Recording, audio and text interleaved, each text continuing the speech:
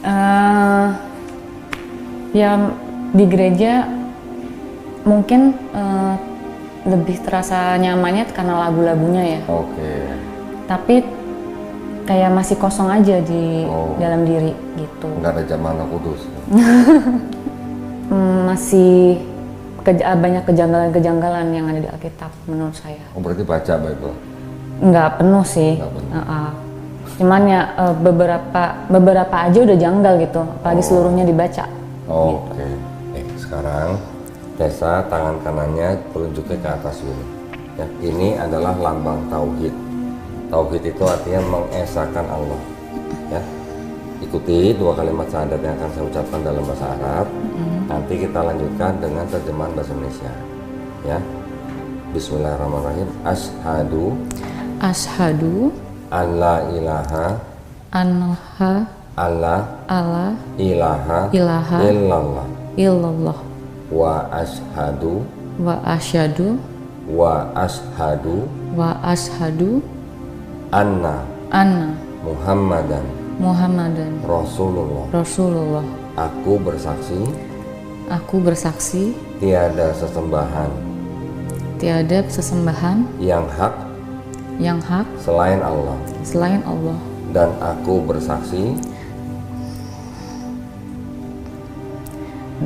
bersaksi Nabi Muhammad adalah utusan Allah. Alhamdulillah. Bismillahirrahmanirrahim.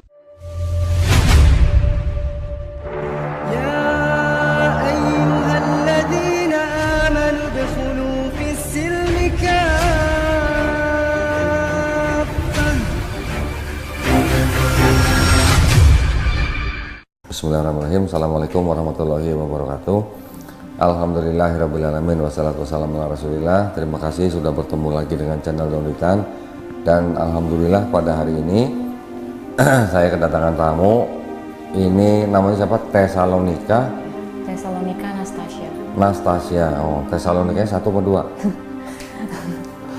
Kalau biasa baca Bible pasti tahu Tesalonika 1, 2 ya. Baik, nah panggilannya siapa? Tessa datang ke sini menyatakan keinginannya untuk memeluk agama Islam. Apa betul begitu? Betul. Tessa ini orang tuanya tahu? Mau masuk Islam tahu orang tuanya? Tahu. Baru tadi juga udah izin pamit ke sini. Oh, sudah tahu. Kira-kira responnya gimana mereka? Di depan sih ngomongnya iya aja. Monggo silakan. Itu pilihan kamu. Tapi di belakangnya ya itu beda. Emang di belakang kamu ngomong apa? Dari adik. Oh, dari adik. Oke. Tapi gini maksudnya, setiap warga negara di Indonesia yang sudah sudah punya kekuatan hukum yang udah dewasa maksudnya, itu diberi hak dan kemerdekaan yang penuh untuk memilih dan menjalankan agama dan kepercayaan masing-masing. Ya, siapapun termasuk orang tua tidak bisa menghalangi atau melarang anaknya untuk memilih agama yang berbeda dengan orang tuanya. Ya, jadi itu ada dasar hukumnya. Tetapi di kami, yayasan kami, setiap ada orang yang bersyahadat masuk Islam, kita selalu berpesan, kalau sebelum syahadat sudah sayang, sudah hormat dengan orang tua, setelah syahadat kami sangat-sangat mengimbau harus lebih sayang, harus lebih hormat sama orang tuanya. Itu aja pesan kami ya. Jadi kalau nanti orang tuanya misalnya di depan bilang iya tapi di belakang lain, Tessa nggak usah cari-cari tahu. Tessa yang penting dengan orang tuanya harus lebih baik, lebih sayang, lebih hormat. Itu yang penting ya. Oke, sekarang orang tuanya gereja apa kalau boleh tahu sama Tessa? Satu gereja atau beda? Dulu ya di GBI. GBI lupa mana? Pokoknya di Jasa M, Jogja City Mall. Loh, Tessa ini udah lama nggak gereja? Udah lama. Berapa tahun? Mau 2 tahun mungkin ya. Kamu 2 tahun. Kenapa? Ya di gereja mungkin lebih terasa nyamannya karena lagu-lagunya ya. Oke. Tapi kayak masih kosong aja di dalam diri gitu. Nggak ada jamaah kudus. Dulu sih sering ikut retret ya. Oh, retret ikut. Ya, dulu di gereja ada retret. Okay. Apa namanya? Sempat ikut pelayanan tapi sebentar. Cuman ya itu masih banyak kejanggalan-kejanggalan yang ada di Alkitab menurut saya. Oh, berarti baca Bible? Nggak penuh sih. Cuman ya beberapa aja udah janggal gitu, apalagi seluruhnya dibaca. Oh, gitu. Oke. Baik, orang tuanya gerejanya beda atau sama? Sama, waktu di juga sama. Adikku pelayanan. Oh, oke. Adikku pelayanan aktif sampai sekarang. Tessa dulu nggak jadi song leader? Nggak. Ikut drama berarti? Enggak, komsel aja. Oh, komsel. Oke, nah sekarang Tessa ini rencananya sudah mantap untuk memeluk agama Islam atau ada yang mau ditanyain dulu? Kalau sudah mantap, kita langsung sadar, tapi kalau udah mau ditanyain juga silakan. Aku pertanyaannya sih lebih ke untuk Kodondi ya. Jadi nggak apa-apa, mungkin syahadat dulu. Oh, syahadat dulu?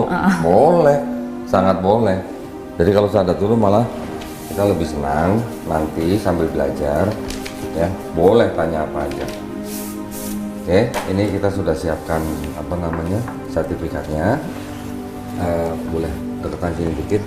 Sama kalau untuk bersyahadat, saya sangat menyarankan untuk menggunakan hijab.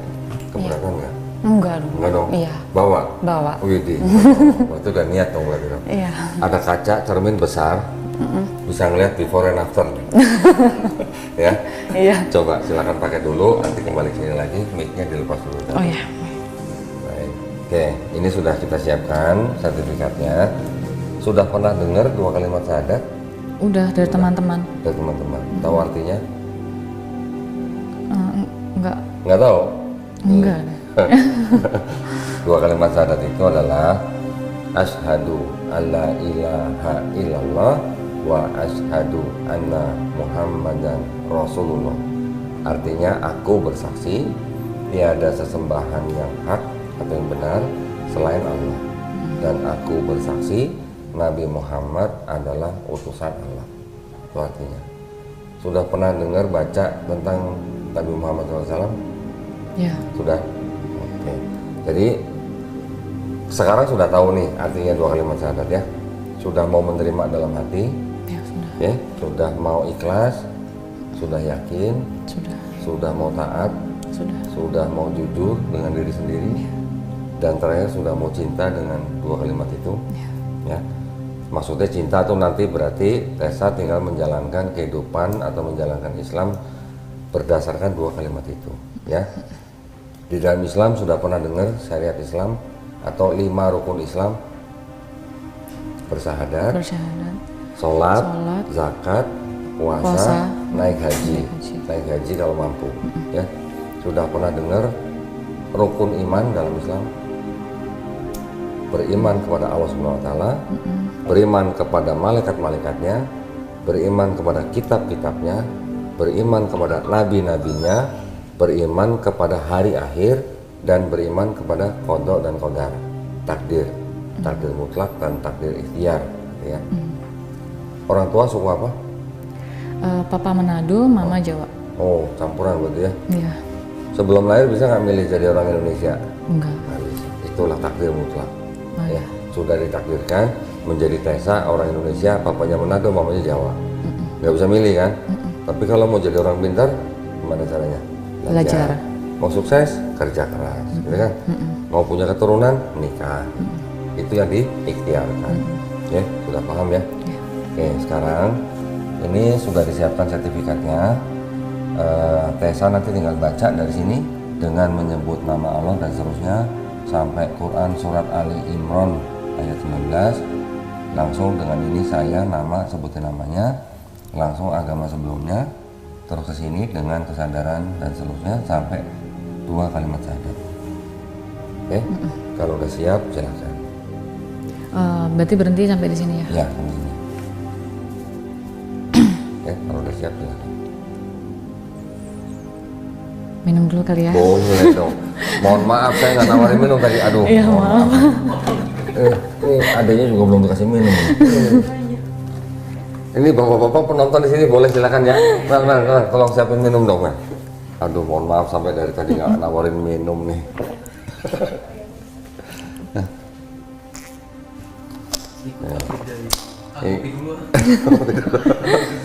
Mau ketemu sama Wilda? Mau foto bareng? Mau? Nanti ya, coba. Mel, coba tanya, Wilda di mana? Tanya Wilda sekarang di mana? Coba, dia kerja nggak hari ini? Baru pulang umroh Wilda. Iya, kemarin. Oke, kalau siap, silahkan. Atau mau kopi dulu? Kita bikinin kopi nih. Tadi sebut yang ini dulu ya? Ya, dengan menyebut nama Allah. Dengan menyebut nama Allah yang Maha Pengasih lagi Maha Penyayang, sesungguhnya agama yang diridhoi di sisi Allah ialah Islam. Quran Surah Ali Imran ayat 19. Ya. Dengan ini saya Tesalonika Nastasia, Langsung. agama sebelumnya Kristen, dengan kesadaran dan keikhlasan sendiri, tanpa ada paksaan dari siapapun, di hadapan pembimbing dan para saksi yang telah melepaskan agama yang semula dianut dan selanjutnya memeluk agama Islam dengan mengucapkan 2 kalimat syahadat. Baik, sekarang Tessa tangan kanannya telunjuknya ke atas dulu. Ya, ini adalah lambang tauhid. Tauhid itu artinya mengesahkan Allah. Ya, ikuti 2 kalimat syahadat yang akan saya ucapkan dalam bahasa Arab. Nanti kita lanjutkan dengan terjemahan bahasa Indonesia. Ya, Bismillahirrahmanirrahim. Ashadu alla ilaha alla ilaha illallah illallah wa ashadu wa ashadu anna anna Muhammadan Rasulullah. Aku bersaksi tiada sesembahan yang hak selain Allah, dan aku bersaksi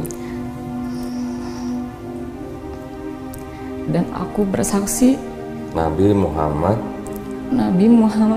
adalah utusan Allah. Alhamdulillah, Tessa sudah muslim. Alhamdulillah, senang sekali.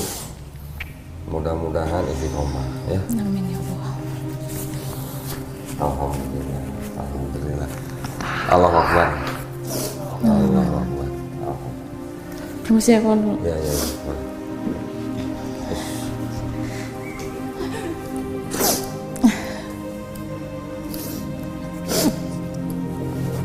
Masih tetap diantar di sini.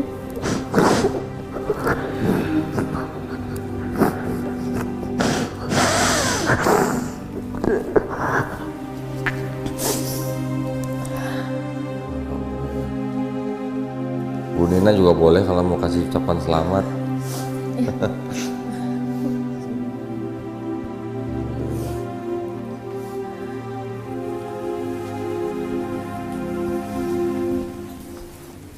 Masya Allah, alhamdulillah. Jadi pengen nangis juga nih. Alhamdulillah. Nah, sekarang di tanda tangan di atas materai, terus bawahnya tulis nama ya. Bawa foto nggak? Itu nggak bawa. Nggak apa-apa, nanti di rumah aja. Tantangan di atas materai ya. Ya.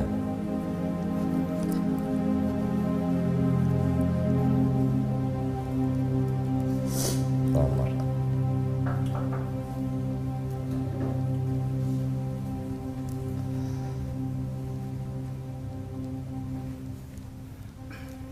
Nah, nanti di rumah ini sertifikat kan kita langsung kasih ke Tessa.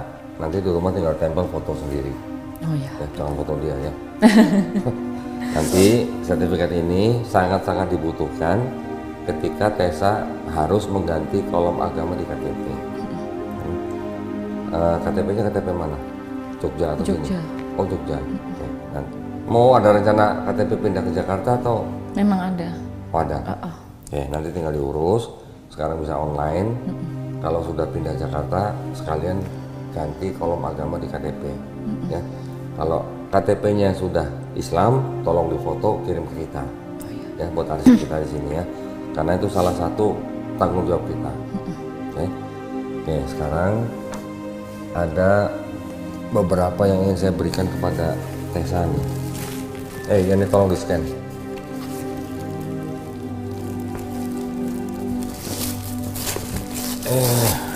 Alhamdulillah. Ini ada buku nih ya. Buku ini nanti Tessa harus baca. Ya, buku petunjuk sholat lengkap dari mulai niat, wudhu sampai sholat. Semuanya ada. Kayak buku waktu SD. Enggak, ini sih masih nanti ya kayak SD nanti ada lagi. Ya, ini adalah buku Juz Amma. Ya, ini adalah surat-surat Quran yang ada di dalam Juz Amma. Nah, yang kayak buku yang kayak di SD, yang ini. Oh iya. Ya, nanti belajar bahasa Arabnya, bahasa Arab Quran. Nanti ada yang ngajarin, nggak belajar sendiri. Ya, yang itu juga yang apa namanya sholat. Tessa belajar sendiri, tapi nanti ada yang apa namanya mengawasi dan mengoreksi. Ya, kalau ada yang salah, ada yang ngoreksi nanti. Tenang aja. Jadi nanti Tessa tinggal tunggu. Karena tinggal sama orang tua atau sendiri? Sendiri. Sendiri. Nanti tentukan apa namanya hari apa, jam berapa, di mana, kasih tahu. Nanti guru kita menghubungi Tessa. Guru privat itu juga perempuan. Ya, janjian. Nanti guru privat itu datang seminggu 2 kali. Ke tempat saya? Ke tempat Tessa. Ke tempat yang Tessa mau belajar di mana? Ya di rumah saya. Iya, ya sudah. Nanti dia datang seminggu 2 kali, sekali datang 90 menit. Ya, nanti kita akan bikin program datangnya sebanyak 32 sesi atau 32 visit gitulah.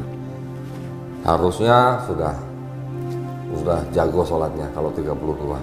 Harusnya sudah bisa baca Quran. Karena nanti diajari Iqra. Ya, 90 menit kalau dimanfaatkan dengan baik, serius dan fokus, insya Allah sudah bisa baca Quran. Ya, walaupun nanti mungkin terbata-bata. Oke, tenang, ada gurunya, nggak belajar sendiri. Ya, terus ini kita kasih Qurannya nih, masya Allah. Ini adalah Quran Mushaf Hafalat Al-Hifz. Ya, ini kita kasih buat ke Tessa, tapi tolong nanti dipelajari bagaimana adab seorang Muslim memegang Quran. Ya, untuk wanita yang sedang berhalangan tidak boleh pegang mushaf Quran. Kalau mau baca Quran terjemahan boleh di handphone. Ya, juga tempatkan Quran di tempat yang paling baik. Kalau mau pegang, mau baca dalam keadaan berwudu. Ya, nanti tolong dipelajari. Ini semua saya kasih di sini. Ini juga ada sejumlah uang. Uang ini adalah uang zakat. Ya, zakat itu adalah salah satu dari hukum di dalam Islam. Yang memang zakat itu diperuntukkan salah satunya adalah buat orang-orang yang baru masuk Islam seperti Tessa. Oke, jangan dilihat jumlahnya, terima aja, nggak sampai 2 miliar, tenang aja. Nah, juga ada di sini. Nah, dulu sekolah di mana? Kuliah di mana? Di Jogja, di perhotelan. Oh, perhotelan. Dulu kalau kuliah nyontek nggak? Iya, dari SD nyontek. Waduh, nyontek terus ya. Sekarang mau belajar sholat juga nyontek nih berarti ini. Nanti nyontek sama pembimbingnya. Sama siapa? Pembimbingnya. Iya, enggak, ini untuk yang sholat sendiri. Oh, ini nyontek ini. Nah, kalau belum hafal bacaan sholat yang di buku ini, boleh nyontek di sini. Ini sajadahnya. Kalau belum hafal boleh sambil baca ini. Ya, dikasih contekan, nggak dosa, tenang. Oke.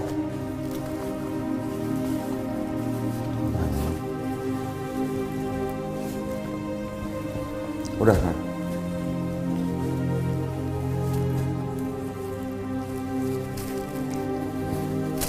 Susah melipatnya. Saya nggak pandai melipatnya. Ini di dalam juga ada mukena ya? Ini kayaknya mukena ya Mbak? Ya, saya nggak usah keluarin ya. Iya. Saya masukin dulu semuanya.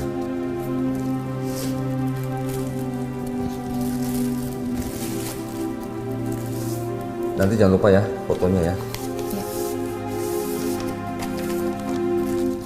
Oke.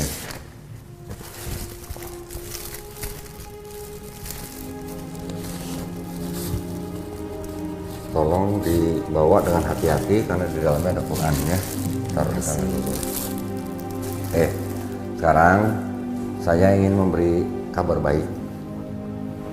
Kabar baik nih ya buat orang seperti Tessa yang hari ini memeluk agama Islam, tadi sudah bersadar dosa-dosanya Tessa dari mulai puber sampai hari ini semua diampuni, semua dihapusin. Tapi kebaikannya Tessa dari puber sampai hari ini tetap dicatat sebagai pahala kebaikan. Keren nggak tuh? Keren, amin. Nggak ada yang nggak keren dari Islam. Itu bukti kemahadilan Allah SWT ya. Dan perlu Tessa ketahui kalau di dalam Islam kita memahaminya begini. Setiap bayi yang lahir itu sebenarnya fitrah. Fitrah artinya sifat asal manusia. Konteksnya fitrah itu adalah muslim. Muslim adalah orang yang berserah diri kepada kehendak penciptanya. Ya, bayi kan nggak bisa apa-apa. Dia kan hanya dititipkan pada orang tuanya, ya kan? Ketika bayi itu nanti besar, dia bisa jadi Yahudi, bisa jadi Nasrani, bisa jadi Majusi karena orang tuanya. Ya. Tetapi ketika bayi itu nanti sudah besar, mendengar Islam, menerima Islam, bahkan dia mau memeluk Islam, seperti Tessa hari ini, sebenarnya orang itu tidak pindah agama, tapi orang itu kembali ke fitrahnya sebagai manusia. Ya, jadi fitrah manusia sebenarnya semuanya muslim. Dia bisa menjadi agama apa aja karena orang tuanya atau temannya atau lingkungannya gitu. Ya. Jadi seperti Tessa hari ini sebenarnya tidak pindah agama, tapi Tessa kembali ke fitrahnya Tessa sebagai muslim. Muslim orangnya, Islam tahu nggak artinya apa? Islam itu berserah diri. Kepada siapa? Kepada Allah SWT. Ya, berserah diri, selamat, damai, patuh, taat, tunduk kepada pencipta kita. Ya, Muslim Islam adalah ajarannya atau agamanya. Muslim adalah orang yang berislam, orang yang berserah diri kepada penciptanya. Ya, itu sangat penting. Tadi saya bilang karena dosa-dosa Tessa sudah diampuni, berarti Tessa sekarang seperti bayi nggak punya dosa. Dosa-dosa kita di sini mungkin lebih banyak dari Tessa sekarang. Ya, itu modal awal Tessa sebagai seorang muslim. Makanya kalau nggak punya dosa, minta apa saja sama Allah, insya Allah segera dikabulin. Ya, doain papa mamanya yang belum berislam supaya mereka menjemput hidayah. Doain kita semua dari sini, ya, supaya kita semua istiqomah. Istiqomah itu artinya konsisten. Dan doain kita semuanya dari sini supaya kita semuanya husnul khotimah. Husnul khotimah artinya apa? Mati dalam keadaan muslim, mati dalam keadaan berserah diri kepada penciptanya. Ya, mau nggak nih doain? Pasti. Doain ya. Juga doain juga buat yang nonton ya. Mudah-mudahan mereka juga yang sudah menyaksikan Tessa bersahadat mendapatkan pahala. Doain teman-teman kita, saudara kita yang mungkin masih punya hutang biar cepat lunas, yang sakit biar cepat sembuh, yang punya masalah biar cepat selesai masalahnya. Ya, oke, saya juga sebelum saya tutup nih, tadi katanya ada mau nanya apa? Aku izin buka apa ya? Boleh. Emang banyak pertanyaan? Enggak sih. Ada 20? Enggak. Silakan. Tentang Islam atau tentang apa?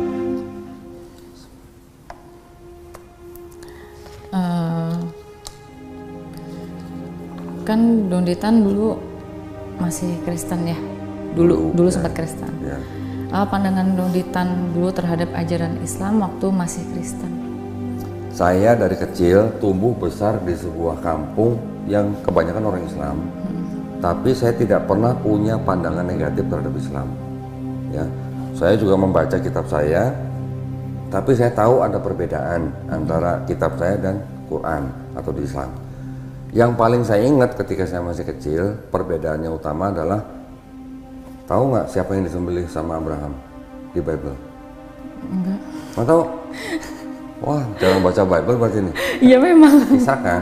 Oh Ishak. Nah, kalau di Islam, kebanyakan kita memahami itu adalah Nabi Ismail alaihissalam, bukan Ishak.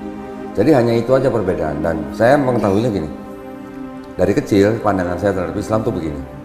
Islam dan Kristen, karena saya tahu asalnya dari Abraham, ada Ismail, ada Ishak, kemudian sampai ke bawah, saya beranggapan bahwa Kristen dan Islam itu menyembah Tuhan yang sama, ya, cuman dengan cara yang berbeda, gitu. Itu dulu pandangan saya. Tapi ketika saya pelajarin kitabnya, baik itu Bible maupun Quran, ternyata pandangan itu tidak tepat. Tidak tepatnya gimana? Karena Kristen percaya dan juga menyembah Yesus sebagai Tuhannya, ya, yang kalangan Kristen Trinitarian. Kalau di Islam kita mengenal kata yang namanya tauhid, ya, seperti tadi begini itu tauhid itu lambang tauhid itu ada artinya apa?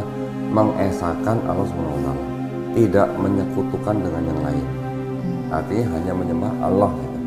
Tidak menyembah siapa-siapa. Kalau di Kristen kan ternyata ada Bapa, ada Putra atau Yesus, ada Roh Kudus kan. Itu di dalam Islam kita anggap sebagai perbuatan syirik atau mempersekutukan Allah SWT. Ya, kalau masalah yang lain seperti mungkin pandangan terhadap apa namanya, ada Islam agama teroris, Islam agama kekerasan, itu semuanya berasal dari media. Ya, tapi ajaran Islami sendiri tidak ada yang mengajarkan begitu. Ya, dulu aku sempat di posisi yang melihat Islam itu dari orangnya. Oke, sama. Saya dulu 5 tahun mengamati orang Islam. Selama 5 tahun nggak pengen masuk Islam, karena saya ngeliat orang Islamnya, ngeliat Muslimnya. Tapi ketika 2 tahun berikutnya saya belajar Quran, ternyata saya bisa membuktikan, ya, atau terbukti dari Quran itu sendiri bahwa Quran itu tidak mungkin karangan manusia. Tidak mungkin. Kenapa? Karena ketika Quran diturunkan, ayat-ayatnya ditulis oleh sahabat-sahabat Nabi, di dalam Quran itu banyak ayat-ayat yang nggak mungkin orang pada saat itu tahu tanpa alat-alat tertentu, gitu. Contoh misalnya, ketika di Quran disebutkan kami yang menciptakan alam semesta ini dan kami pula yang meluaskannya. Artinya apa? Alam semesta kita tuh mengembang, makin besar. Dari mana seorang nabi tahu? Tanpa teleskop yang besar. Zaman mungkin baru kurang lebih 100 tahun yang lalu, ilmuwan kita namanya Edwin Hubble yang menciptakan teleskop Hubble, baru dia yang ngomong pertama kali tahun 1929 bahwa alam semesta kita tuh sebenarnya mengembang. Lah bagaimana ceritanya 1500 tahun yang lalu Nabi Muhammad SAW bisa ngomong begitu tanpa teleskop? Maksudnya gitu. Berarti kan nggak mungkin Quran karangan manusia atau Quran karangan Nabi Muhammad SAW, nggak mungkin gitu. Nah, jadi ketika saya mau 2 tahun saya mau belajar Islam, terbukti Quran bukan karangan seorang nabi atau seorang manusia, akhirnya saya memeluk Islam. Tapi itu pun juga dengan apa ya, pemahaman bahwa ternyata Islam itu bukan agama yang rasis gitu. Rasis, tahu ya maksudnya? Tidak pandang suku dan ras apapun. Karena Islam ternyata diturunkan atau diberikan Allah SWT itu untuk apa? Rahmatan lil alamin. Rahmat bagi alam semesta. Yang dimaksud tidak rasis apa? Karena di dalam Quran juga ada sebutan Allah SWT menciptakan manusia itu dengan suku dan ras yang berbeda-beda. Tujuannya apa? Supaya kita saling mengenal, supaya saling berkasih sayang gitu. Juga kalau kita baca hadis, Nabi Muhammad SAW ketika melakukan haji wada, haji perpisahan, beliau berkhutbah, seorang Arab tidak lebih baik daripada orang non-Arab. Begitu juga sebaliknya. Orang berkulit merah juga tidak lebih baik daripada orang berkulit hitam. Begitu juga sebaliknya. Yang terbaik dari mereka adalah apa? Yang bertakwa. Bertakwa artinya apa? Menjalankan perintah Allah, menjauhi larangan. Jadi orang Arab bisa lebih baik, tapi juga orang non-Arab juga bisa lebih baik daripada orang Arab. Orang Jawa bisa aja lebih baik daripada orang Arab. Orang Arab bisa juga lebih baik dari orang Cina. Orang Cina juga bisa lebih baik dari orang suku lain. Yang penting kita bertakwa gitu. Lebih, yang paling bertakwa itu yang paling baik. Jadi tidak melihat suku dan ras. Ya. Kalau lihat di masjid nih, orang yang bertakwa dia datang duluan, dia akan sholat di shaf paling depan. nggak pandang dia apa pemungut, pemulung atau apa. Orang yang punya posisi bagus, jabatan bagus, kalau dia ke masjid datang telat, dia akan disop belakang. Nggak boleh ngusir orang depan pindah ganti gitu, nggak boleh. Ya, itu artinya apa? Islam adalah agama untuk orang yang bertakwa. Pandangan saya terhadap Islam berubah ketika saya mempelajari Islam dari ajarannya, bukan dari orangnya. Ya, benar. Ya. Setuju. Next apa? Nextnya, saya pernah nonton Ustadz Zakir. Jaga naik. Oke. Ustadz Zakir Naik bilang bahwa orang Kristen salah satu menafsirkan Yohanes 1 ayat 1 yang berbunyi In the beginning was the Word, and the Word was with God, and the Word was God. Kata Ustadz Zakir Naik itu kata Tuhan pertama disebut Hotheos, Oke. yang artinya the God. Lalu kata Tuhan kedua disebut Tontheos, yang artinya godly person. Jadi kalau ikut penjelasan Ustadz Zakir Naik, Yohanes 1 ayat 1 pada mulanya adalah firman. Firman itu bersama Tuhan dan firman itu adalah utusan Tuhan. Pertanyaannya, kalau ada orang yang berteori begitu, kenapa orang Kristen hanya diam dan tidak mau cari tahu bahwa ayat itu tidak benar atau salah?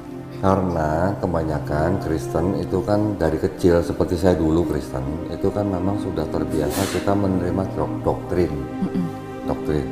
Tidak cuma ayat itu saja yang di kalangan Kristen dianggap sebagai bukti keilahian Yesus. Banyak. Ada Yohanes 8:58, ada Yohanes 10:30. Aku dan Bapa adalah satu, yang Yohanes 8:58 bilang sebelum Abraham ada, aku ada, dan sebagainya. Banyak. Belum lagi dari tulisan Paulus. Di Paulus disebutkan Roma 10:9, jika mulutmu mengaku Yesus adalah Tuhan dan percaya dalam hatimu bahwa dia sudah dibangkitkan dari antara mati, maka kamu diselamatkan. Belum lagi nanti di Filipi 2 ayat 5 dan 6 bahwa Allah sudah mengambil rupa manusia dalam diri Yesus. Jadi nggak cuma Yohanes 1:1. Yang sudah saya pelajarin, Yohanes 1:1 ternyata itu adalah adopsi daripada filosofinya Yunani. Filosofi Yunani itu disebut apa? Hellenistic filosofi. Hellenistik itu apa? Sistem kepercayaan orang Yunani yang percaya dengan dewa-dewa. Ada dewa Zeus punya anak namanya Helen. Helen ini disebut Hellenistik gitu. Nanti ada dewa Zeus punya anak Perseus, punya anak Hercules, tahu nggak Hercules kan? Tahu. Nanti dewa Zeus punya anak dewa Hermes, tahu kan? Enggak itu. Hermes nggak tahu? Enggak tahu. Merek tas kan masa nggak Oh, tahu? Hermes. Ya, itu adalah sistem kepercayaan orang Yunani yang diadopsi oleh Kristen. Itu diadopsinya di ayat Yohanes 1:1. Sebenarnya mau dibilang salah 100% juga masih ada benarnya. Contohnya gimana?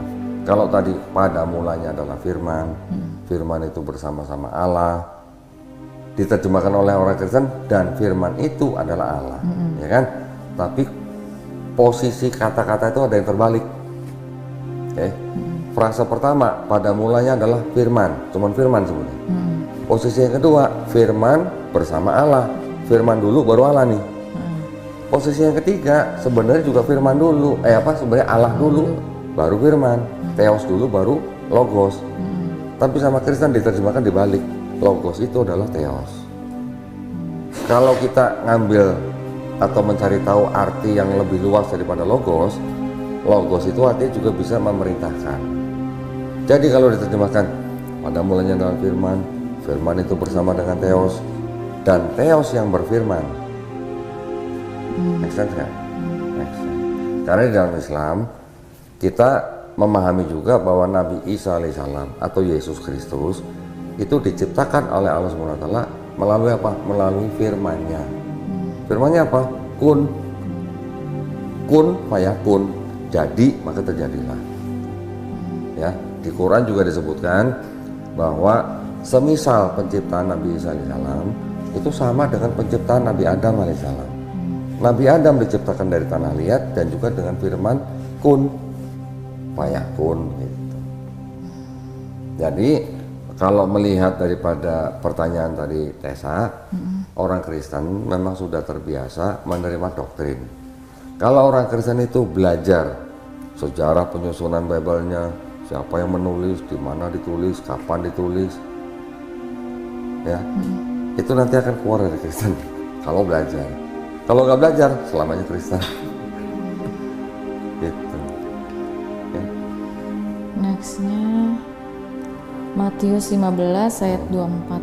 Okay. Aku diutus hanya kepada domba-domba yang hilang dari umat Israel. Pertanyaan itu kan ayatnya yang diimani di Alkitab, tapi kenapa dilanggar? Kenapa yang lain ikut-ikutan ke Kristen? Kan Kristen untuk domba-domba yang hilang dari Israel. Jadi kalau baca Matius 15:24 dianggap perkataan Yesus bahwa Yesus mengaku dia diutus hanya domba-domba yang hilang dari bangsa Israel. Itu di Islam kita juga sama. Di Quran juga disebutkan Nabi Isa AS juga diutus hanya untuk Bani Israel. Kenapa kok sekarang Kristen mengaku sebagai pengikut Yesus? Karena ada Paulus. Tahu Paulus? Bukan debt collector, juga bukan ya. Ini Paulus orang yang hidup sejaman dengan Yesus, tapi nggak pernah ngopi bareng Yesus.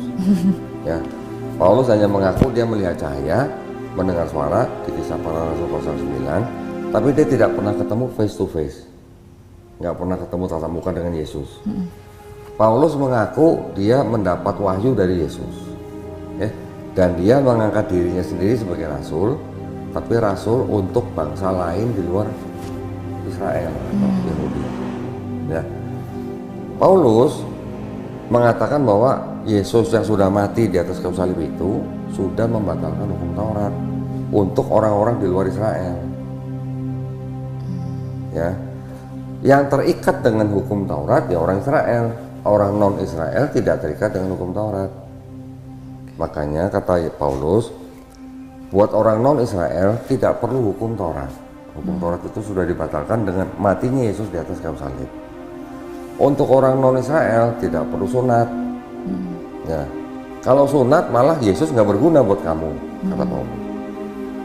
Semua makanan kata Paulus halal. Asal diberkati dengan nama Yesus. Terus yang lain, Paulus jadi mengajarkan bahwa Yesus itu adalah Tuhan atau Allah yang mengambil rupa jadi manusia. Untuk apa? Untuk menebus dosa manusia. Kenapa harus menebus? Karena manusia dianggap sudah punya dosa waris. Warisan kok dosa gitu.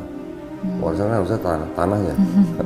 Jadi Paulus mengajarkan di Roma 5:12 bahwa karena dosa satu orang itu, istri Adam, maka dosa itu menjalar kepada setiap keturunan Adam.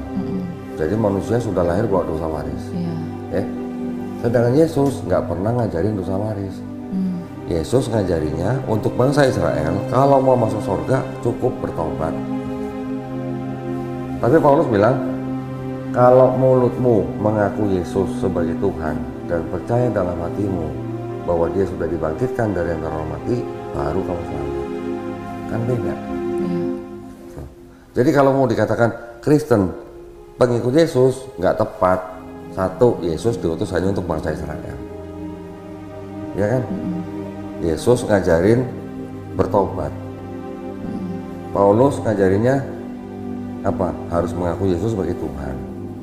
Manusia punya dosa waris. Karena manusia punya dosa waris, makanya manusia tidak bisa bersatu lagi dengan Tuhan. Karena tidak bisa bersatu lagi, Tuhan perlu turun untuk menebus dosa manusia. Ini dua ajaran yang berbeda sebenarnya. Jadi boleh dikatakan sebenarnya Kristen itu bukan pengikut Yesus. Kristen itu pengikut Paulus, penyembah Yesus. Kan Kristen nyembah Yesus, tapi ngikutin ajaran Paulus. Yesus sendiri kalau mau nyembah siapa?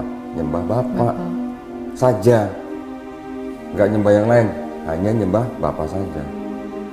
Yesus ngajarinya apa? Inilah hidup yang kekal. Hidup kekal itu apa? Akhirat kan? Mengenal engkau siapa? Bapa. Sebagai apa? Satu-satunya Allah yang benar. Bapa satu-satunya Allah yang benar. Dan mengenal Yesus yang kau utus. Kalau Bapa satu-satunya Allah yang benar, Yesus Allah yang benar juga, atau gimana? Kan nggak bisa. Ya, jadi ada beda ajaran Yesus dan ajaran Paulus.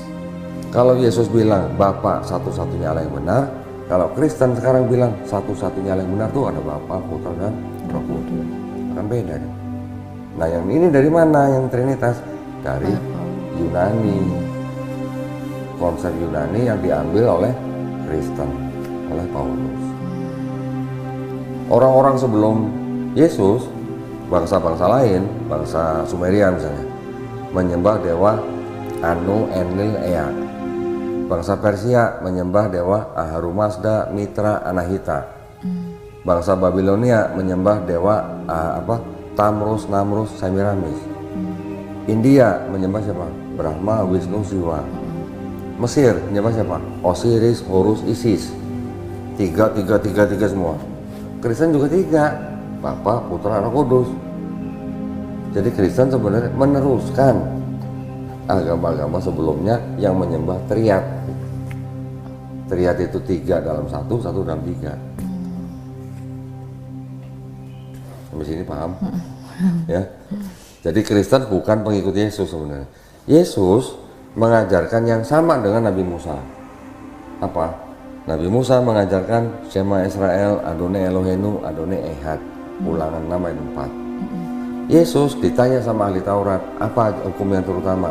Sama dengan ulangan 6 ayat 4, Shema Israel, Adonai Eloheinu, Adonai Ehad.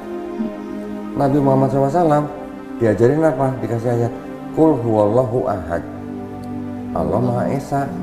Adonai Eloheinu, Adonai Ehad, Allah Maha Esa. Sama. Yesus ngajarin kalau nggak bertobat nggak masuk surga. Matius 18:3. Nabi Muhammad SAW dikasih ayat, segeralah mencari ampunan dari Tuhanmu. Bertobat bukan itu? Ya. Itu di Quran surat Al Imran ayat ke-133. Kalau bertobat dikasih surga yang luasnya seluas langit dan bumi. Bayangin. Perlu bertobat doang. Sama dengan ajaran Yesus. Kalau Paulus, kalau mulutmu mengaku Yesus sebagai Tuhan dan percaya Yesus sudah dibangkitkan dari antara orang mati, baru kamu selamat. Ya, kalau di ajaran Paulus cukup mengimani. Nah, jadi antara Yesus, Paulus dan Nabi Muhammad SAW, yang Yesus dan Nabi Muhammad ajarannya sama untuk konsep ketuhanan dan konsep keselamatan.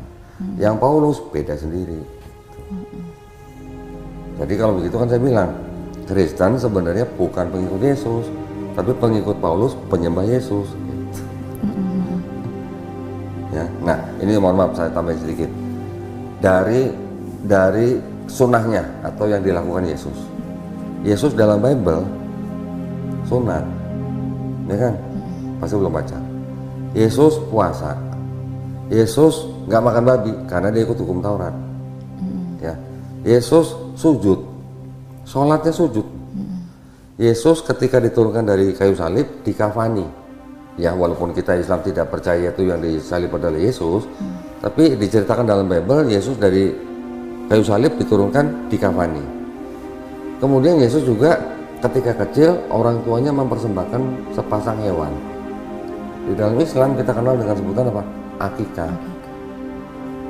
Udah diakikahin belum, Dek? Udah ya, alhamdulillah. Yesus juga dibaptis. Orang Islam dibaptis nggak Pak? Mas, orang Islam dibaptis. Baptisnya apa? Mandi wajib. Nanti jangan lupa Tessa pulang mandi, ya mandi wajib. Hanya dengan niat dalam hati. Saya berniat mandi besar untuk menghilangkan hadas besar lillahi ta'ala.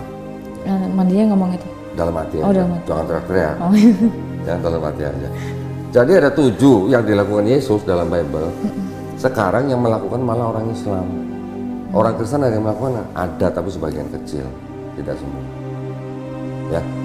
Jadi kalau Nabi Muhammad SAW diperintahkan sujud di dalam Quran surat Al-Hajj ayat ke-77, ya ayyuhalladzina amanu ruk'u, wahai orang beriman, rukuklah, wasjudu, sujudlah, wa'budu rabbakum, sembahlah Tuhanmu. Yesus juga sujud. Matius 26:39. Abraham di perjanjian lama sujud, Kejadian 17:3. Musa sujud, Bilangan 3:48. Musa dan Harun sujud, Bilangan 16:22. Terus apalagi? Yosua sujud, Yosua 5:14. 1 Tawarik 29:20, Mazmur 95:6, Daud dan umatnya sujud. Ayub 1:20 Nabi Ayub sujud. Yeremia juga sujud. Ezra juga sujud. Nehemia 8 ayat 6. Nabi-nabi sebelum Yesus sujud. Yesus sujud. Nabi Muhammad sujud. Paulus sujud nggak? Enggak. Enggak. Berarti Kristen mengikut siapa? Paulus. Gitu, ya. Ayat-ayat itu semuanya ada. Oke, nextnya kan Kodonit bilang kalau semua manusia itu sebetulnya lahir dalam keadaan fitrah atau muslim. Terus akhirnya mereka cuma bisa ikut agama dari orang tuanya. Menurut aku kita termasuk orang yang beruntung kan kok bisa dapat hidayah. Betul. Waktu masih hidup. Nah, untuk orang yang nggak punya pengetahuan dan yang nggak punya akses untuk tahu tentang Islam gimana ya kok? Itu. Contohnya mama aku mengimani Kristen dengan modal percaya tanpa pengetahuan. Tapi mamanya pernah dengar Islam kan? Iya. Nah, dan mamanya bisa mencerna kan ajaran Islam bagaimana? Mama bisa dibilang bebal ya. Oke, tapi kan Jadi, akalnya punya akal sehat. Kan mamanya bukan orang gila. Ya, artinya orang yang akalnya sehat, walaupun dia dikasih tahu tentang Islam, tapi kalau dia menolak dalam hati, dia sebenarnya bisa mencerna, tapi dia menolak nih. Itu artinya kan dia kan, ya boleh dikatakan dia memang tidak mau menjadi muslim, tidak mau kembali ke fitrahnya. Yang seperti itu, ya mohon maaf, di hari akhir sana atau artinya di akhirat itu tidak akan mendapat tempat yang baik. Okay? Tapi kalau ada orang atau sekelompok orang nggak pernah dengar kata Islam, nggak pernah dengar ajaran Islam, gimana dong nanti? Masa masuk neraka juga? Nggak adil dong. Orang-orang yang tidak pernah mendengar Islam itu nanti penghakimannya dibedakan dengan orang yang pernah mendengar Islam. Dipisah, gitu, ya penghakimannya. Allah Maha Adil, nggak mungkin orang nggak pernah dengar Islam langsung dimasukin neraka, nggak mungkin. Tapi orang yang pernah dengar Islam dan bisa mencerna, tapi dia tetap menolak, ya itu udah bukan apa namanya istilahnya salah siapa-siapa ya, kesalahan dia sendiri. Gitu.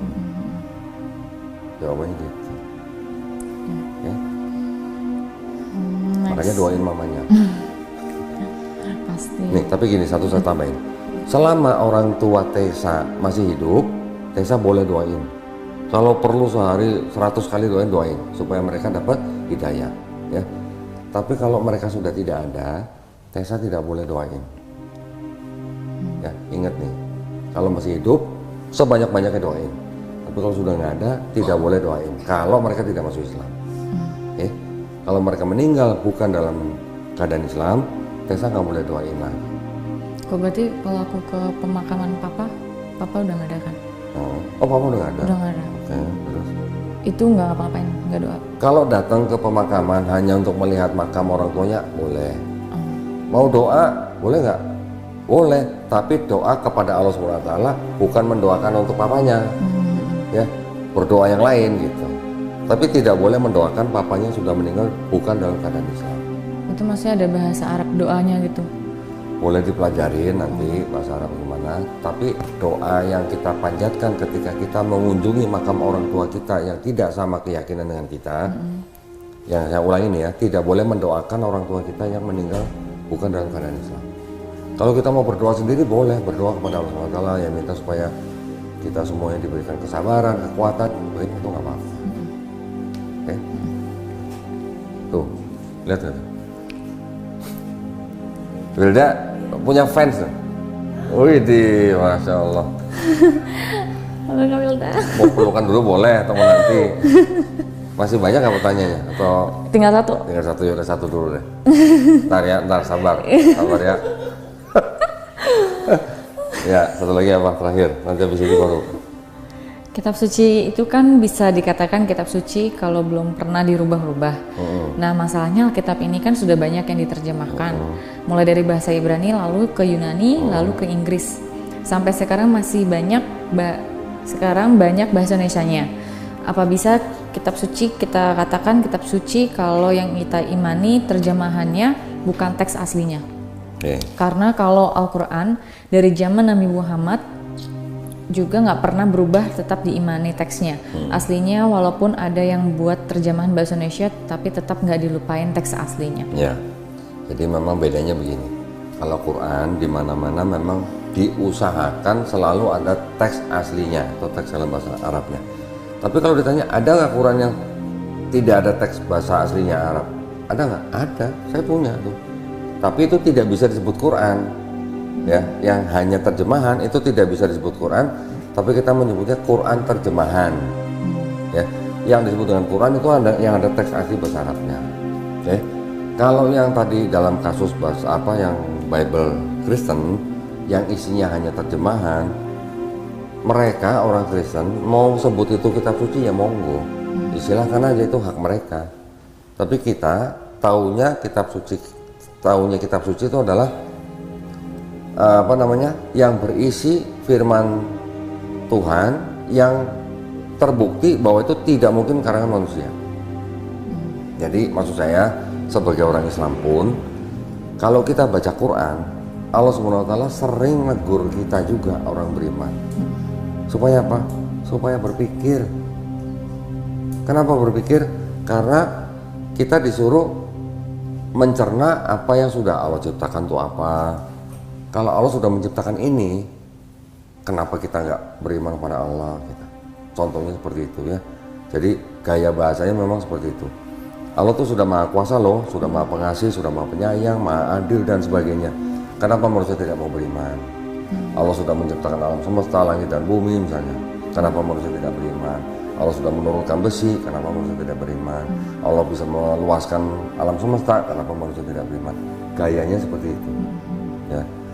Jadi maksudnya kalau begitu berarti di dalam Quran oon itu haram. Tahu oon ya?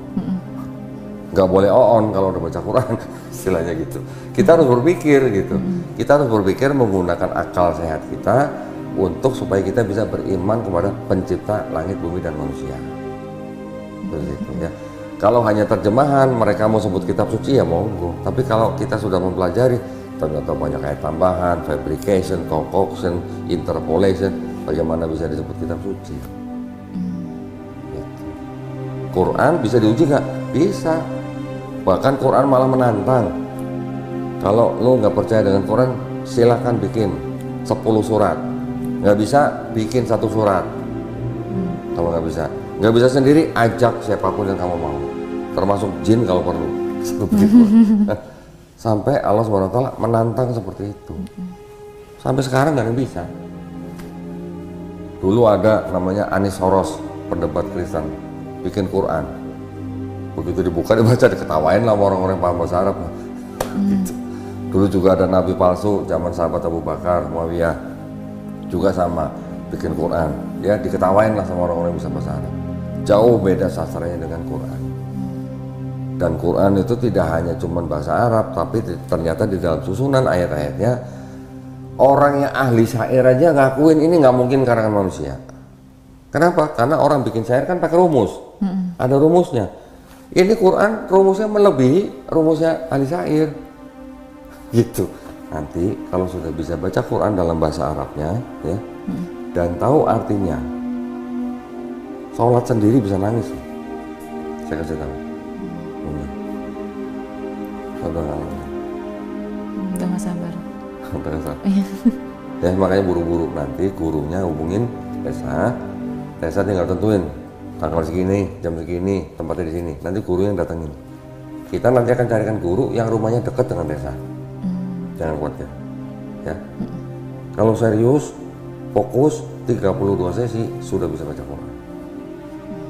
Kemarin ada satu mualaf juga baru didatengin sekali sama gurunya. Sekali pertemuan, udah Iqra 1 selesai. Itu ada Iqra 6. Ya. Baru sekali pertemuan Iqra 1 selesai. Cepet aja. Ya. Jadi kita nggak mau ada orang masuk Islam di sini, tapi belajar Islamnya kayak orang masuk hutan gitu, nggak tahu apa-apa. Harus ada yang ngajarin. Oke? Cukup? Apa lagi? Cukup sih.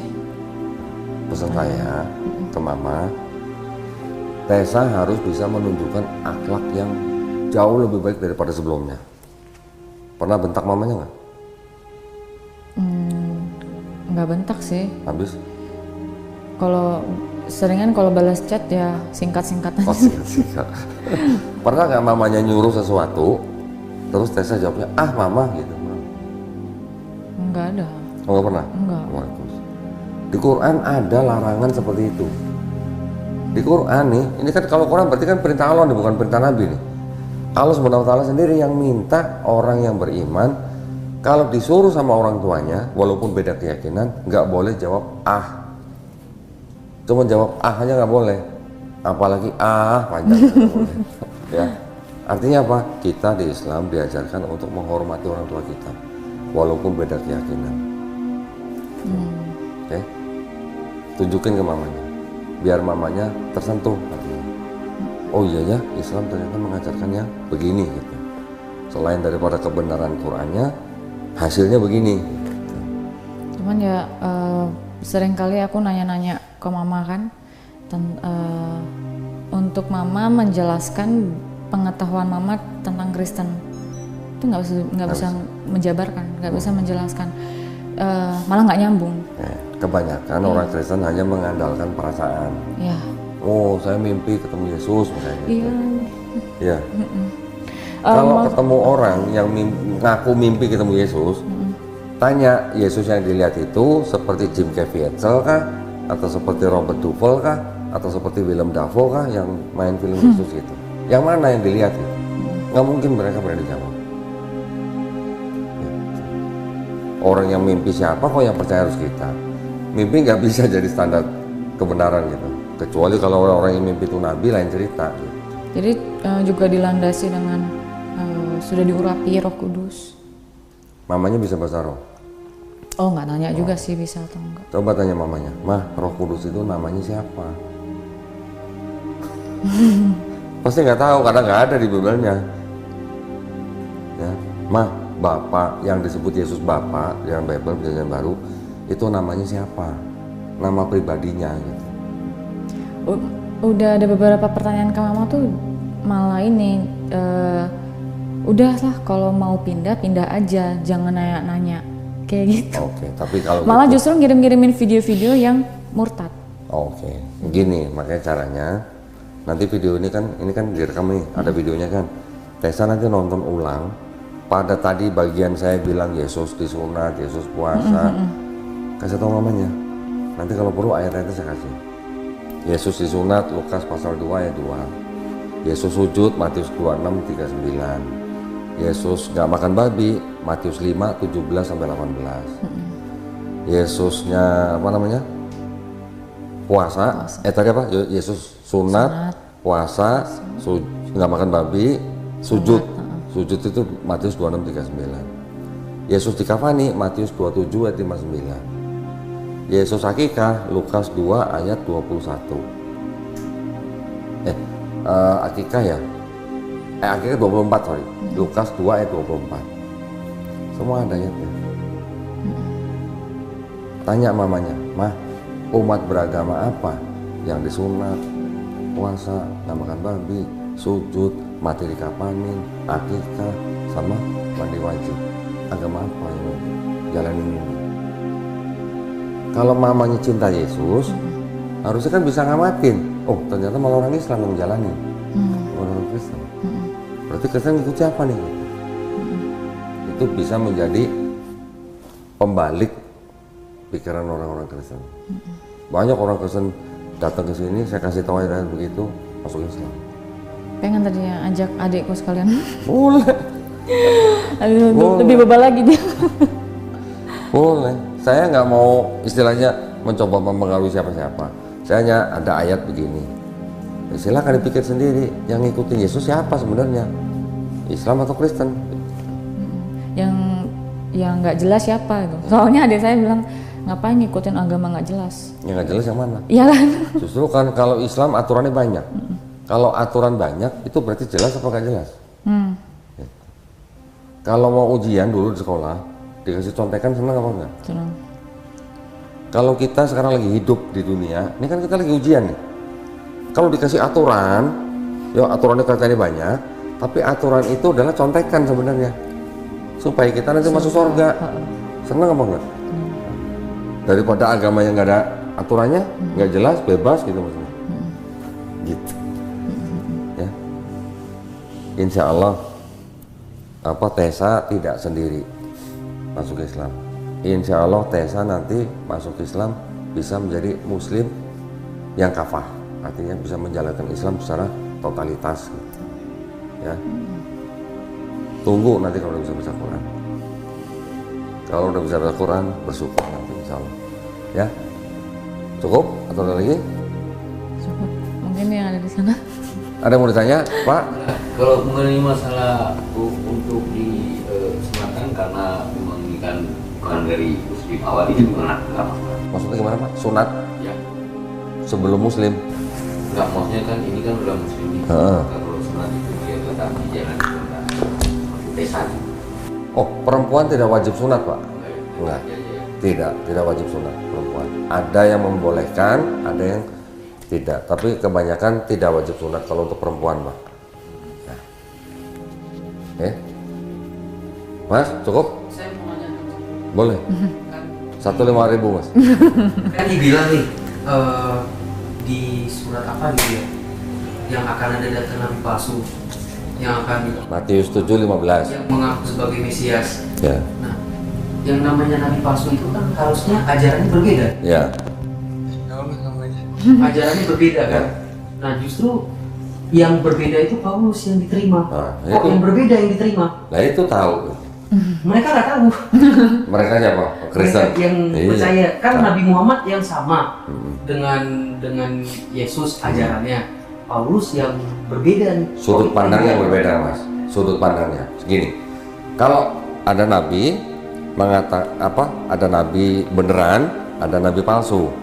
Kalau yang disebut nabi palsu itu kan harusnya ajarannya berbeda dengan nabi yang sebelumnya. Ya kan? Orang Kristen berpikir bahwa kenapa Nabi Muhammad SAW disebut nabi palsu, karena pertama tidak mengakui Yesus Tuhan. Pertama. Yang kedua, di Quran disebutkan bahwa Yesus atau Nabi Isa Al-Masih tidak dibunuh dan tidak disalib. Makanya orang Kristen bilang Nabi Muhammad palsu karena tidak mengakui Yesus dibunuh dan disalib gitu. Ya kan? Tapi sebenarnya kalau yang disebut dengan nabi itu kan harusnya yang dilihat kan pertama adalah ajaran ketuhanan dan keselamatannya dulu. Nabi Muhammad SAW dengan Yesus konsep ketuhanannya sama nggak? Sama. Konsep keselamatannya sama nggak? Sama. Tapi dengan Paulus beda. Berarti yang nabi palsu ini Paulus atau Nabi Muhammad? Menurut standar konsep ketuhanan dan keselamatan.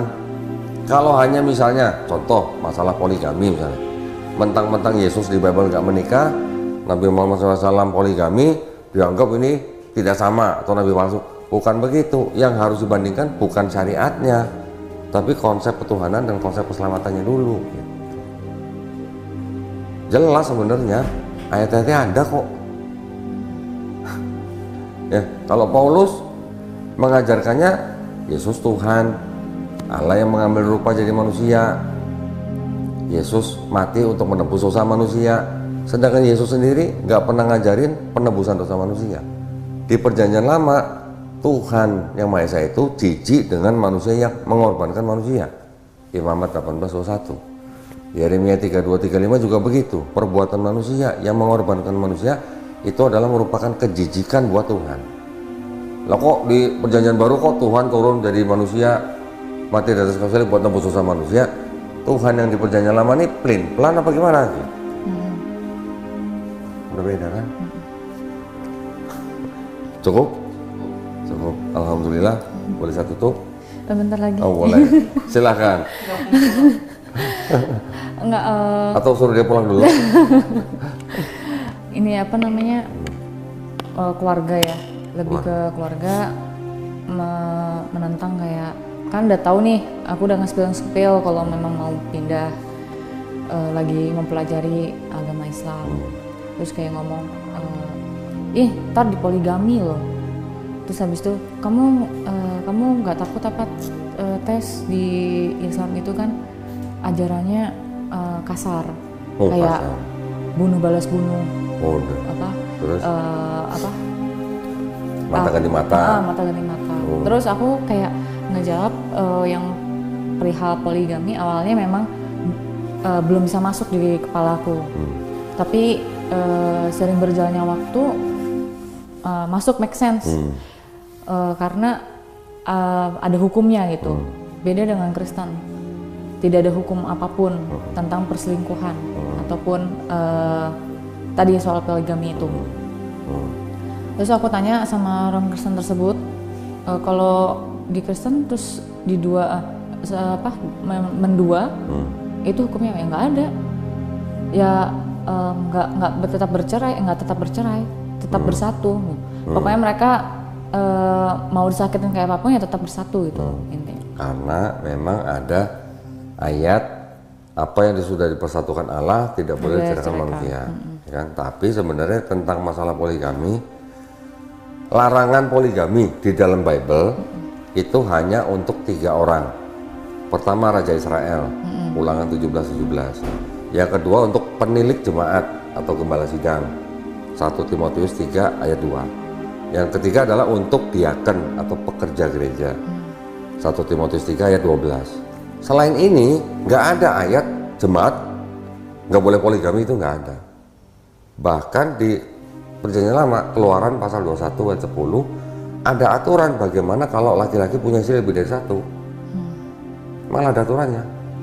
Abraham poligami, Musa poligami, ya kan? Yakub poligami kan? Daud banyak, Salomo istrinya 700, gundiknya 300, 1000. Kalau Salomo ketemu istri atau gundiknya sehari 1, berarti setiap istrinya ketemu Salomo 2 tahun sekali, Bu. Berarti ya 1000.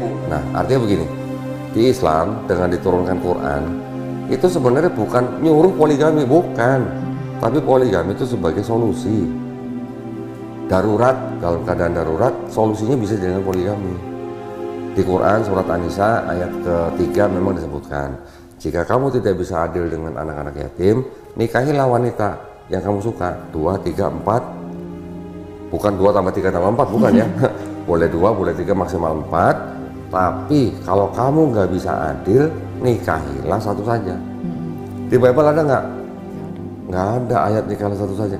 Seluruh kitab suci di dunia, cuman Quran yang ada ayat nikahilah 1 saja.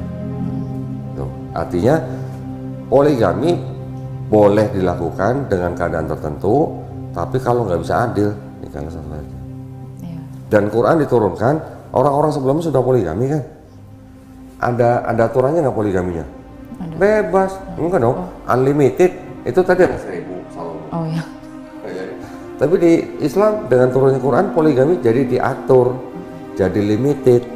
Yang tadi unlimited jadi limited, maksimal 4. Tapi kalau nggak bisa adil, nikahnya 1 saja. Dan wanita sebelum menikah dikasih hak untuk apa? Untuk menolak di madu misalnya. Menolak suaminya nikah lagi nanti boleh. Ya, misalnya mau menikah, bikin aja surat perjanjian pernikah. Saya tidak mau dimadu pada saat setelah menikah. Boleh, dosa nggak? Nggak dosa. Jadi Allah adil. Untuk laki-lakinya adil, untuk wanitanya juga adil. Kalau memang laki-lakinya ini nggak bisa adil, nikahnya 1 saja. Gitu. Nah, perintah nggak boleh poligami di dalam Kristen bukan dari kitabnya, tapi dari pemimpin agamanya. Paus Leo ke-13 abad 19 yang melarang nggak boleh poligami. Pendiri Kristen Protestan Martin Luther bilang larangan poligami itu tidak alkitabiah. Martin Luther yang ngomong. Tapi makin kesini pemuka agamanya yang melarang poligami. Gitu. Iya, sampai orang tersebut kayak, terus kalau lu di poligami mau lu di poligami, kalau di poligami kayak mana gitu. Ya nggak, menurut saya mungkin hanya sedikit ya orang yang mau dipoligami ya. Terus tapi saya mengimani aja. Artinya gini, itu kan adalah hukum dari Allah SWT, ya kan? Bukan berarti kalau nggak mau dipoligami terus artinya menentang hukum Allah, bukan. Tapi tanya ke temennya, misalnya di dalam suatu negara, sekarang bahkan dari tahun 80-an sudah banyak negara itu perempuannya lebih banyak daripada laki-laki. Contoh misalnya Amerika, Tahun 80-an sudah lebih banyak 8 juta perempuan daripada laki-laki. Kalau semua laki-laki, ya kan laki-laki yang di Amerika juga banyak yang gay ya. Ya, anggaplah dari sekian juta, nggak semuanya menikah karena ada yang gay nih. Kalau yang bukan gay, yang normal menikah, berapa banyak wanita nggak bisa menikah? Kan gitu kan? Solusinya apa? Solusinya entah wanita-wanita yang tidak bisa menikah itu jadi public property atau jadi simpanan orang, ya, atau dia bisa menjadi istri kedua, ketiga, keempat, tapi harkat dan martabatnya terjaga. Gitu. Pakai hukum poligami. Dengan hukum poligami, karena orang istri atau wanita menjadi istri kedua, ketiga, keempat tercatat, harkat dan martabatnya terjaga, jelas dia ada punya suami, anak-anak yang lahir dari mereka juga jelas bapaknya siapa, gitu. Kan gitu. Warisan juga jelas, ada haknya selama menikah dengan benar gitu. Tapi kalau simpenan dapat apa?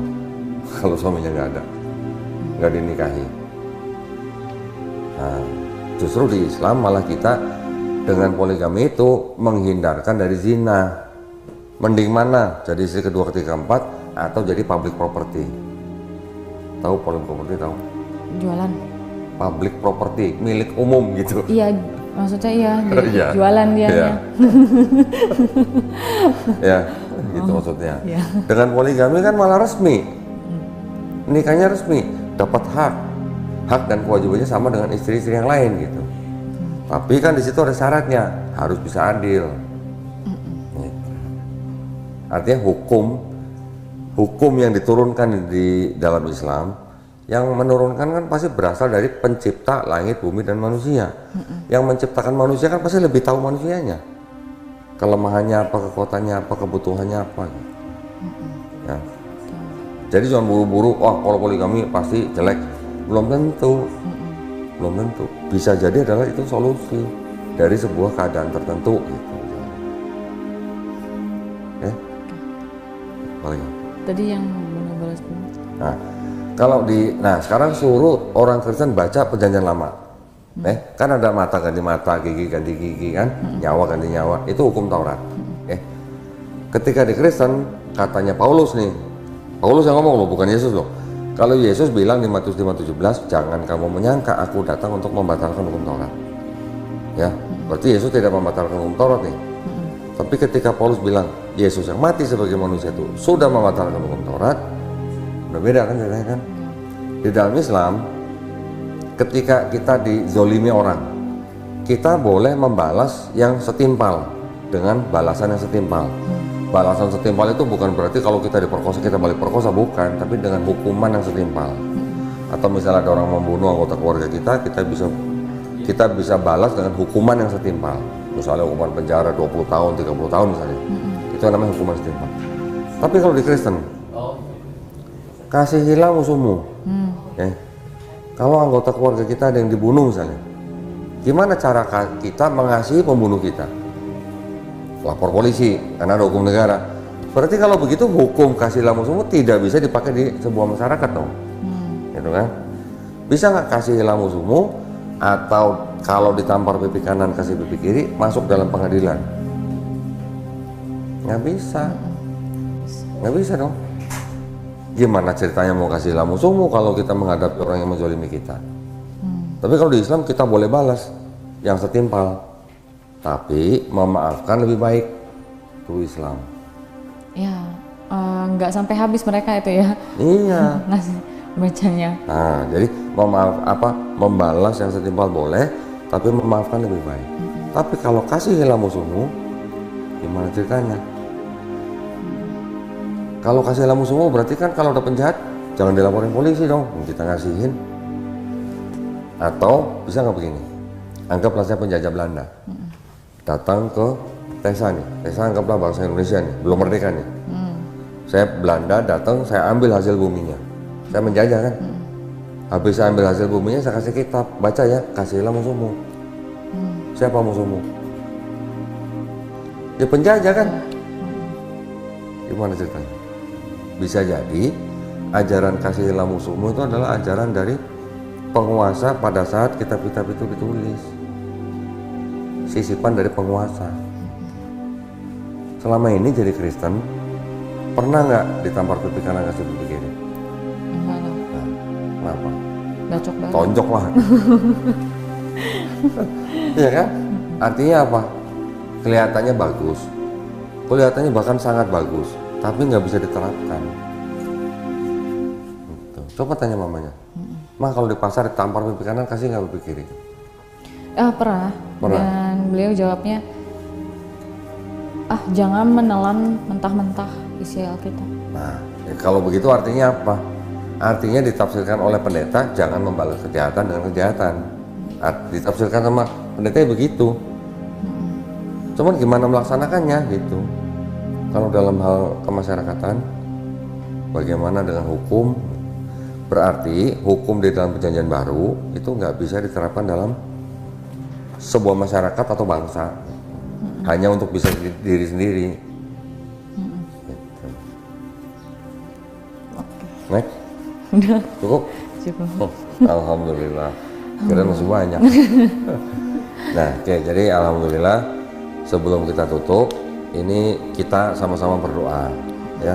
Alhamdulillah kan tadi kita sudah menjadi muslim. Jadi kita sama-sama berdoa, mudah-mudahan kita semua nih Pak dijadikan golongan manusia yang mengikuti apa yang sudah diturunkan Allah Subhanahu wa taala melalui rasulnya, dan insya Allah kita dijadikan golongan manusia yang menjadi saksi keesaan Allah Subhanahu wa taala. Ya. Kita juga sama-sama berdoa mudah-mudahan kita semuanya dijauhkan dan dilindungi dari api dan asap neraka. Ya. Amin ya rabbal alamin. Izin kalau gitu saya tutup. Ya. Baik, kalau begitu terima kasih banyak atas perhatiannya dari para pemirsa. Mudah-mudahan para pemirsa tadi yang sudah menonton, melihat, menyaksikan Tesalonika bersahadat juga mendapatkan pahala ya. Juga buat para pemirsa yang ingin membantu perjuangan dakwah kami, salah satunya adalah dengan pembinaan para mualaf, dipersilakan untuk mengirimkan ke Bank Muamalat dengan nomor rekening 3030 300 300, atau untuk yang ingin menyalurkan zakat juga salah satunya untuk para mualaf, dipersilakan ke nomor rekening 3030 600 600. Barakallahu fikum, semoga partisipasi para pemirsa diterima di sisi Allah Subhanahu wa taala sebagai amal jariah ya. Amin ya rabbal alamin. Izin kalau gitu kita pamit undur diri. Wabillahi taufiq wal hidayah. Wassalamualaikum warahmatullahi wabarakatuh. Sekali lagi selamat. Ya, Nanti kalau lagi belajar ada yang nggak tahu jangan sungkan-sungkan tanya.